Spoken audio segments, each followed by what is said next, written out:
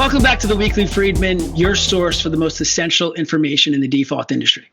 Today, we're diving into the Roberts decision from Kings County that serves as a literal how-to framework to get specific New York State dismissed foreclosure actions reinstated. I'm Adam Friedman, managing partner at Friedman & Vartolo, and I'm joined today by Friedman & Vartolo counsel Megan McNamara, one of the industry leaders in foreclosure strategy and one of the two successful litigating attorneys on this matter. How's it going, Megan? It's going great. Thank you so much for having me, Adam. Thanks for joining me. I've been anxiously awaiting your return. So let's jump right in. You want to walk us through the relevant facts of this case? Yes, absolutely. So we have a 2008 case that was dismissed all the way back in 2014, and we recently got the dismissal vacated about a month and a half ago, and the action is now restored to active. Okay, Megan, can I be honest? Yeah, of course. Look, great, right? It sounds a little boring, though. Like, why are we doing a video on this? Why are we here? So I understand that, Adam, and I have to tell you, I'm very jazzed about this decision. Well, jazz me up. Tell me why I should be jazzed. I would love to. Okay, so this is an important case because, again, we're going back to a vacated dismissal from almost a decade ago, right? So that is pretty significant in and of itself. But the thing I love about this decision is that we're in Kings County where, again, going back in time, at least in my career, what I've seen is a lot of dismissals were actually from Kings County around the same time as this dismissal. So I think it is important for just generally going forward. But what I love about this decision is that it really cements the framework going forward as to what you need to do in order to demonstrate that you satisfy 3215C, and it gives you the procedure for doing so. So I think this is an incredibly important decision in the post-FAFA era. Okay, so when you say it cements the framework, what is the framework?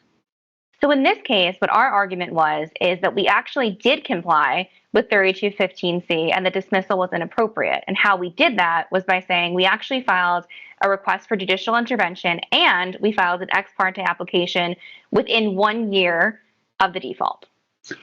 Do you need both of those to be done? Like, would either one of them been sufficient to get reinstatement? Our argument is that yes, either one would be sufficient. This decision specifically cites on the RGI, but yes. Okay. How does this impact what we're doing? Has this changed how we're viewing or handling New York foreclosure actions? So I would say it definitely does, and it has continued to evolve over time. One of the things that we do here that I think is incredibly important is that on a new referral, we're tracking for this. So we're tracking for 3215C, and we're making sure that we're taking all the steps we need to demonstrate that we are moving towards judgment. So we have that on our new referrals. It's something that we're doing on all of our cases.